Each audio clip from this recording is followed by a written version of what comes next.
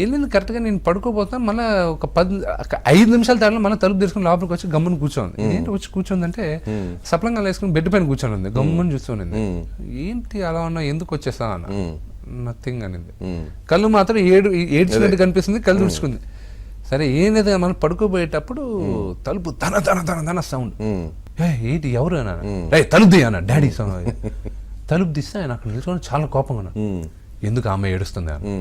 నాకు ఒక సెకండ్కి అర్థం కాల. నాన్న ఏం లేదు నాన్న, నేను బయటకు వెళ్ళను. అది ఎందుకు వెళ్ళను అన్నాడు. లేదు నాన్న నాకు నిద్ర వచ్చిందంటే, ఏం ఒకరోజు నిద్రపడిపోతేనా ఆ అమ్మాయి ఇంటి మహాలక్ష్మి ఏడుస్తుంది అంటే ఇంకా మామూలుగా ఎట్లా. ఆ అమ్మాయి నాకు లుక్ ఇచ్చాను.